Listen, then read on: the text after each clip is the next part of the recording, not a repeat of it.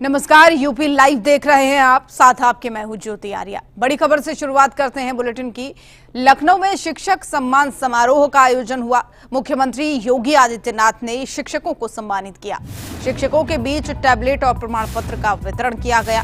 साथ ही पूर्व राष्ट्रपति डॉक्टर सर्वपल्ली राधाकृष्णन को नमन भी किया गया। मुख्यमंत्री योगी आदित्यनाथ ने विपक्ष पर इस दौरान निशाना साधा और कहा कि 2017 से पहले यूपी में शिक्षा का बुरा हाल था। बीजेपी की सरकार में शिक्षा व्यवस्था में सुधार हुआ है।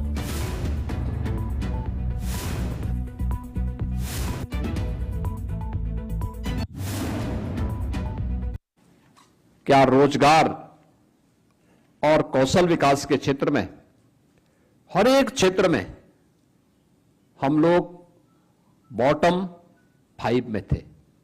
सबसे पीछे की गिनती में हमारे नाम आते थे, यूपी का नाम आता था। लेकिन पिछले 8-8.5 वर्ष के अंदर प्रधानमंत्री जी के मार्गदर्शन में, प्रधानमंत्री मोदी जी के नेतृत्व में देश के अंदर जो एक सकारात्मक वातावरण बना, उस सकारात्मक वातावरण को पिछले 8-8.5 वर्ष में उत्तर प्रदेश ने हाथों हाथ लिया। परिणाम क्या है कि हमने शिक्षा के क्षेत्र में, स्वास्थ्य के क्षेत्र में, सुरक्षा के क्षेत्र में, रोजगार और कौशल विकास के क्षेत्र में, कृषि विकास और जल संसाधन के क्षेत्र में, जीवन के प्रत्येक क्षेत्र में कुछ नया किया। नए करने का परिणाम रहा कि 17 के पहले जिस उत्तर प्रदेश को बीमारू राज्य कहा जाता था, आज वही उत्तर प्रदेश अब बीमारू नहीं, भारत के विकास का ग्रोथ इंजन बनकर के भारत की एक ताकत बन रहा है। यह केवल सरकार में बैठे हुए लोगों का पुरुषार्थ नहीं है, यानी ये जो परिणाम आए हैं, ये सच है कि सरकार में बैठे हुए लोगों ने नेतृत्व दिया। लेकिन इसमें जब 25 करोड़ की आबादी एक साथ मिलकर के सामूहिक रूप से उस दिशा में कार्य की, तब यह परिणाम हमारे सामने आया। तब यह परिणाम आया जो उत्तर प्रदेश 8 वर्ष पहले अपनी पहचान के लिए मोहताज था, आज उसको अपनी पहचान के लिए किसी के सामने बताने की आवश्यकता नहीं पड़ती। वो कहीं जाएगा, देश के अंदर, दुनिया के अंदर कहीं जाएगा, बोलेगा उत्तर प्रदेश के हैं, तो सामने के चेहरे पर एक चमक दिखेगी कि उत्तर प्रदेश, वह भी आज उत्तर प्रदेश पर गौरव की अनुभूति करता है। 8 वर्ष पहले कौन लोग थे जिन लोगों ने पहचान का संकट खड़ा किया था? और यही वे लोग थे जो अपने समय में कुछ कर नहीं पाए, लेकिन आज जब शिक्षा के क्षेत्र में, स्वास्थ्य के क्षेत्र में या अलग अलग क्षेत्र में जब कुछ रिफॉर्म होते हैं, तो ये लोग उसके लिए नकारात्मक वातावरण पैदा करके फिर से उत्तर प्रदेश को उसी कूपमंडूप में रह करके रहने के लिए मजबूर कर दे रहे हैं, जिसके कारण उत्तर प्रदेश ने अपनी पहचान को खोया था। उत्तर प्रदेश के सामने पहचान का संकट जिन कारणों से पैदा हुआ था, उन पहचानों में जो कार्य हुए थे, मुझे अच्छा लगा था। जब मैं देखता हूं नीति आयोग की बैठकों में हम लोग जाते हैं, तो शिक्षा के क्षेत्र में हमारे कुछ उदाहरण सामने आए। नीति आयोग ने देश के अंदर शिक्षा के क्षेत्र के नवाचार में, जब मैं नीति आयोग की पुस्तकों को देख रहा था, तो उन्होंने देश के अंदर शिक्षा के क्षेत्र में कहां क्या नवाचार हुआ। जब बेसिक शिक्षा के ऑपरेशन कायाकल्प को मैंने देखा, मुझे लगा देखो ये कार्य हमने 17 में प्रारंभ किया था, ऑपरेशन कायाकल्प। और आगे बढ़ते हुए एक और बड़ी खबर आपको बताते हैं। गोरखपुर में जनता दर्शन कार्यक्रम का आयोजन हुआ है। मुख्यमंत्री योगी आदित्यनाथ ने जनता दर्शन कार्यक्रम में शिरकत कर लोगों की समस्याएं सुनी हैं। तो अधिकारियों को सख्त निर्देश भी इस दौरान मुख्यमंत्री योगी आदित्यनाथ ने दिए और कई समस्याओं का मौके पर ही समाधान उन्होंने किया।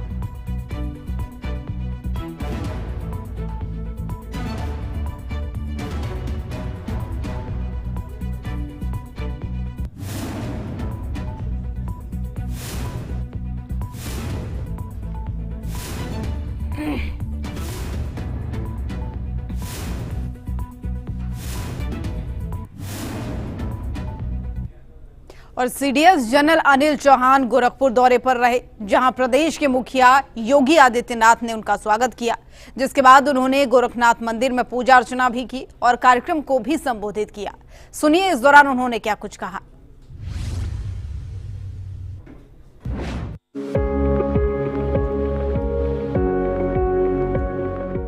Chief of defence staff general Anil Chauhan Gorakhpur दौरे पर रहे, जहां उन्होंने गोरखनाथ मंदिर में गुरु गोरखनाथ के दर्शन किए। इस दौरान उनके साथ मुख्यमंत्री योगी आदित्यनाथ भी मौजूद रहे। इस अवसर पर गोरखनाथ मंदिर के प्रधान पुजारी योगी कमलनाथ ने सीडीएस को अंग वस्त्र और गोरखनाथ की प्रतिमा स्थिति स्वरूप भेंट की, जिसके बाद सीधे कार्यक्रम को भी संबोधित किया और राम राज्य का जिक्र किया। धरती हमारी माता है, तो मां के साथ कोई भी सुयोग्य पुत्र किसी भी प्रकार की छेड़छाड़ और अराजकता को बर्दाश्त नहीं कर सकता है। कोई भी पुत्र नहीं कर सकता है। अगर भारत की आन मान और शान के साथ कोई दुस्साहस करेगा तो हर भारतवासी उठ करके खड़ा होगा। और यही तो प्रभु श्री राम ने हम सबको कहा था।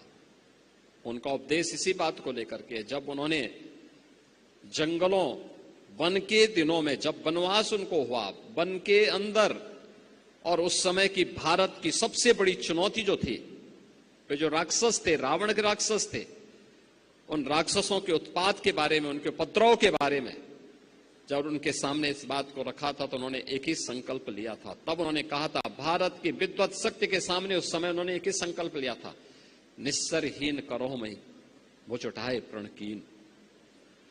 यानी एक ही प्रण किया था कि मैं इन राक्षसों को पूरी तरह समाप्त करके इस धरती को राक्षस विहीन करूंगा। राक्षस विहीन करने का मतलब उन उपद्रवी तत्वों को जो हमारी राष्ट्र की सुरक्षा में सेंध लगा रहे हैं, इनसे अपने राष्ट्र को मुक्ति दिलाऊंगा। यह संकल्प राम राज्य की आधारशिला बनी थी। इस दौरान उन्होंने पीएम मोदी के अमृतकाल का भी जिक्र किया और भारतीय जवानों की जमकर तारीफ की। और विकसित भारत की इस परिकल्पना को साकार करने के लिए प्रधानमंत्री जी ने जो हर भारतवासी के सामने अमृतकाल के दौरान देश की शताब्दी महोत्सव के जो लक्ष्य हमारे हैं, उनमें जो उन्होंने पंच प्रण का संकल्प भारतवासियों को दिलाया था, वे पंच प्रण में भारत की सेना और भारत की वर्दीधारी उन जवानों के प्रति सम्मान का भाव रखना, उसमें से एक संकल्प है। क्योंकि राष्ट्रीय सुरक्षा, आप सुरक्षा का एहसास तब आप अपने जीवन में सुख की नींद इसलिए सो रहे हैं क्योंकि एक सैनिक मोर्चे पर खड़ा होकर के -50 डिग्री टेम्परेचर में खड़े होकर के आपकी सुरक्षा के लिए वहां खड़ा है। तब आप सुरक्षा का एहसास कर पा रहे हैं और चैन की नींद सो रहे हैं।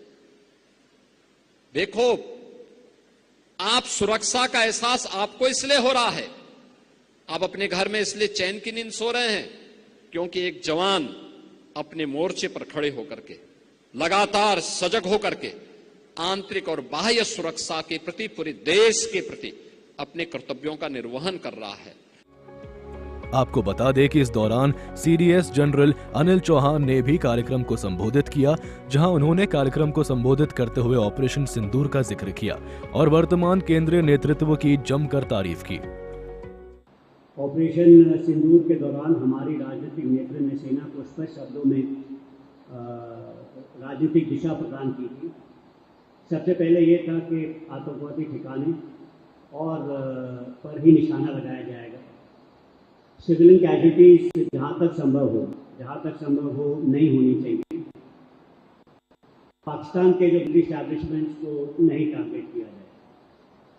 अगर इन सर्जिकल स्ट्राइक्स के दौरान हमारी सेना पे पाकिस्तान की सेना का आक्रमण होता है तो जवाबी कार्रवाई करने के लिए पूर्ण जो छूट दी गई थी, यह छूट इसी के लिए नहीं थी। यह छूट जो है operation planning, target selection, timing वगैरह के लिए भी दी गई थी।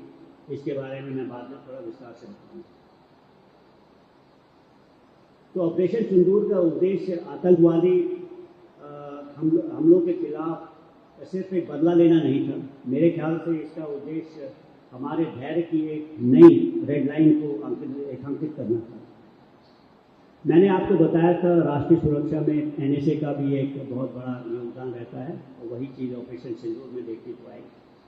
तो राष्ट्रीय सुरक्षा सलाहकार ने राष्ट्रीय सेना को स्पष्ट फैसले और मार्गदर्शन दिए, जिसमें जो है लक्ष्य का चुनाव, टारगेट सिलेक्शन वगैरह में मदद, सैन्य बल का प्रयोग, कब कितनी क्वांटिटी में, नबी तुली, सटीक और नॉन एस्केलेटरी तरीके से करना, डी एस्केलेशन की नीति और तरीके, कूटनीति का प्रबल प्रयोग, मतलब वो बाहर के लोगों से बातचीत करने का उनका सिलसिला जारी रहा। गौरतलब है कि सीडीएस जनरल अनिल चौहान का ये दौरा कई मायनों में खास माना जा रहा है।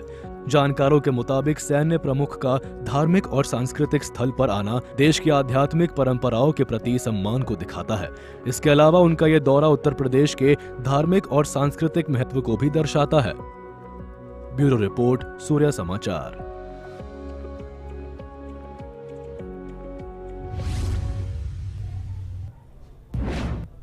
उत्तर प्रदेश के उप मुख्यमंत्री केशव प्रसाद मौर्य शुक्रवार को प्रयागराज दौरे पर रहे, जहां उन्होंने मीडिया से बात की और कांग्रेस पर जमकर निशाना साधा। साथ ही बिहार और पश्चिम बंगाल में होने वाले चुनाव में बीजेपी की जीत का दावा भी किया। इस रिपोर्ट में देखिए।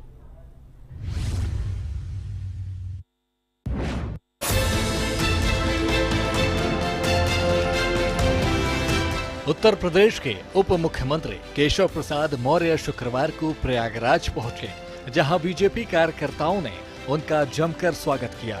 इस दौरान उन्होंने मीडिया से भी बात की और कांग्रेस पर जमकर निशाना साधा और कई करोड़ रुपए के घोटाले का आरोप लगाया। कांग्रेस के अब स्वर्गीय श्री राजीव गांधी जी जब प्रधानमंत्री थे, वो संसद में खड़े होकर के इस बात को कहे थे कि हम 1 रुपया अगर किसी गरीब के लिए, किसी किसान के लिए, किसी मजदूर के लिए, किसी विकास कार्य के लिए भेजते हैं तो 15 पैसा पहुंचता है। अभी मैं वो हिसाब जोड़ रहा था, जब लखनऊ से प्रयागराज के लिए चला तो लगभग 68 लाख करोड़ रुपया, अगर जितने बजट आए हैं उसमें जो चोरी की गई है, जो भ्रष्टाचार किया गया है कांग्रेस के समय में, वो 68 लाख करोड़ से अधिक होता है। तो चोरी और सीनाजोरी, भ्रष्टाचार के दलदल में जो डूबे हुए हैं, उन्हें गरीब कल्याण नहीं दिखाई देगा।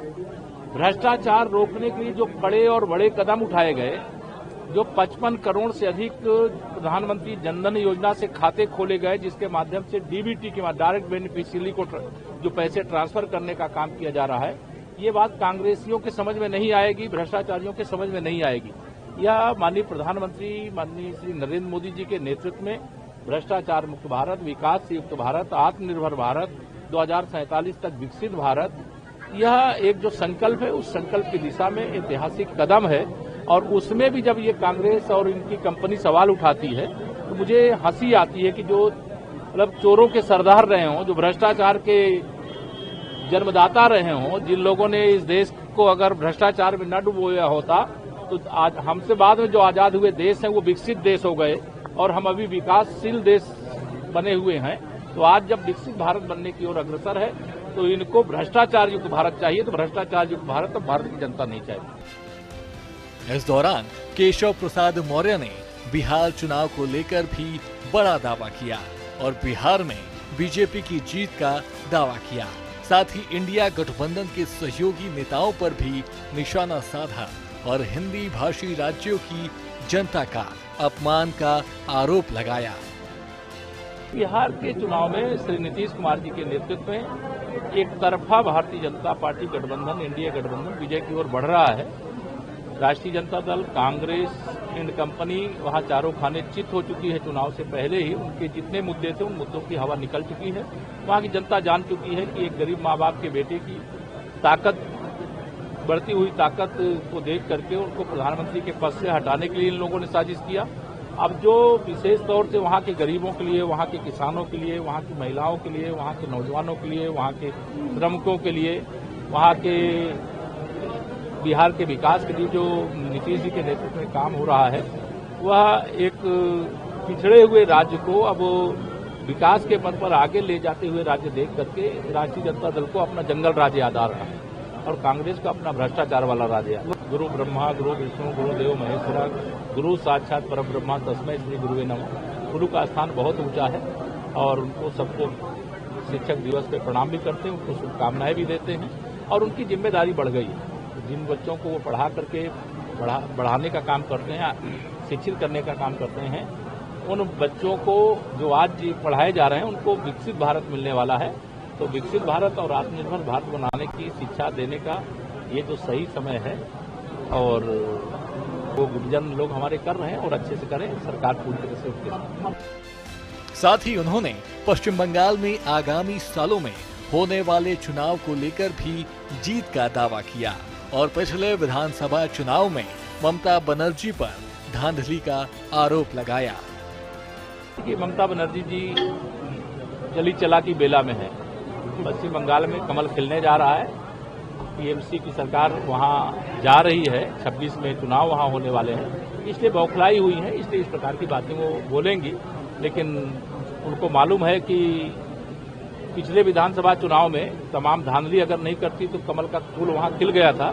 लेकिन इस बार वहां की जनता एकदम तैयार बैठी है। माननीय मोदी जी के नेतृत्व में देश और भाजपा की अगुवाई में पश्चिम बंगाल प्रदेश, या दोनों डबल इंजन की सरकार वहां भी चाहिए। उसके लिए लोगों को बड़ा समर्थन मिल रहा है भाजपा को, इसलिए वो बौखलाई हुई। गौरतलब है कि बिहार के बाद पश्चिम बंगाल में भी चुनाव होने हैं, जिसे लेकर तमाम पार्टियां तैयारियों में जुटी हुई हैं। अब देखना ये है कि बिहार और पश्चिम बंगाल की जनता किसे अपना महत्वपूर्ण वोट देती है। ब्यूरो रिपोर्ट, सूर्य समाचार।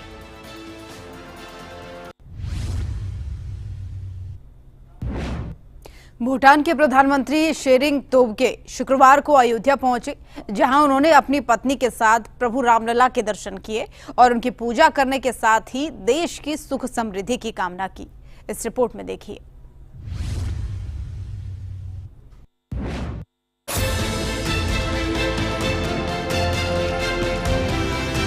भूटान के प्रधानमंत्री शेरिंग तोब्गे शुक्रवार को अयोध्या पहुंचे, जहां उन्होंने अपनी पत्नी के साथ प्रभु श्री राम लल्ला के दर्शन किए और मंदिर की भव्यता को निहारा। साथ ही मंदिर निर्माण से जुड़ी जानकारियां भी एकत्रित की और कई तस्वीरें भी लिए, जिसके बाद उन्होंने राम लल्ला की पूजा की। आपको बता दें कि इस दौरान उनके साथ श्री राम जन्मभूमि तीर्थ क्षेत्र अयोध्या के महासचिव चंपत राय समेत कई अधिकारी और नेता मौजूद थे, जिन्होंने उन्हें राम मंदिर की विशेषताओं से रूबरू करवाया।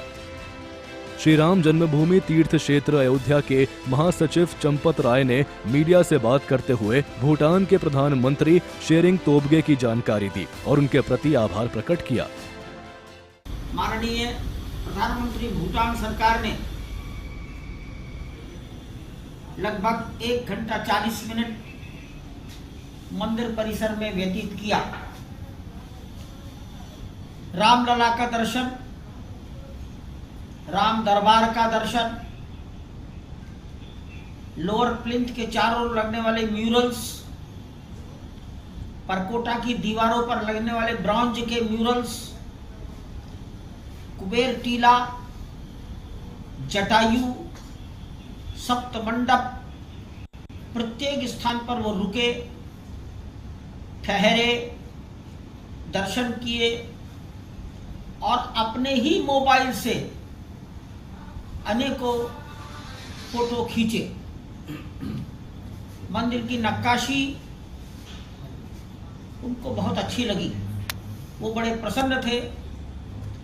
हम भी बहुत प्रसन्न इस कारण से हैं कि भारत के अतिरिक्त किसी देश के प्रधानमंत्री पहली बार अयोध्या में रामलला का दर्शन करने के लिए पधारे हैं।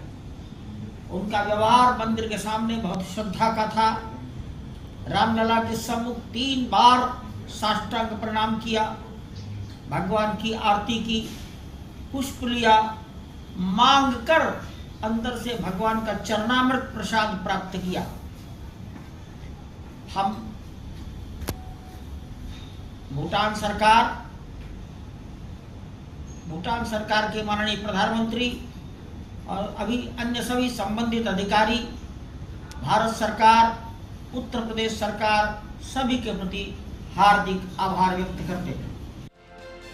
संत देवाचार्य जी महाराज ने भी मीडिया से बात करते हुए भूटान के प्रधानमंत्री का संत समाज की ओर से उनका अभिनंदन किया और उन्हें बधाई भी दी।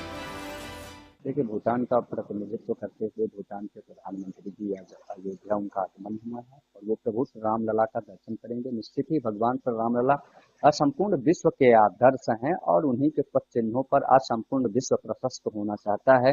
जो भगवान राम के चरित्र को पढ़कर और उनको समझता है, वह सारे लोग आज अयोध्या भव्य रामलला का दर्शन करके अपने जीवन को धन्य बनाना चाहते हैं।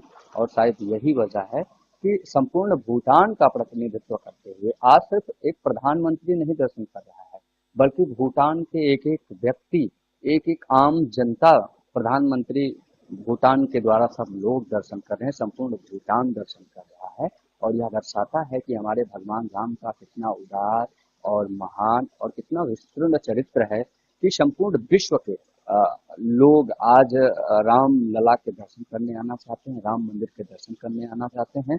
संपूर्ण रूप से अयोध्या का दर्शन करके अपने जीवन को धन्य बनाना चाहते हैं। दुनिया के किसी भी कोने में हो, कोई भी हो, किसी भी मत मजहब का हो, वो सारे लोग सनातन धर्म के हैं। और आज इसका संपूर्ण रूप से सर्वोत्तम उदाहरण भूटान के प्रधानमंत्री स्वतः ही हैं, जब वो आज प्रभु श्री रामलला के दर्शन करके अपना संपूर्ण जीवन धन्य बना रहे हैं और भूटान को भी धन्य कर रहे हैं। मैं खूब हम सभी साधु संत खूब उनका अभिनंदन करते हैं, स्वागत करते हैं, बहुत बहुत बधाई देते हैं। गौरतलब है कि तोबगे अपनी पत्नी ओमताशी डोमा के साथ 3 से 6 सितंबर तक भारत की आधिकारिक यात्रा पर है, जहां वे अपनी पत्नी के साथ गया, अयोध्या और दिल्ली जैसे महत्वपूर्ण शहरों का दौरा करेंगे। ब्यूरो रिपोर्ट, सूर्य समाचार।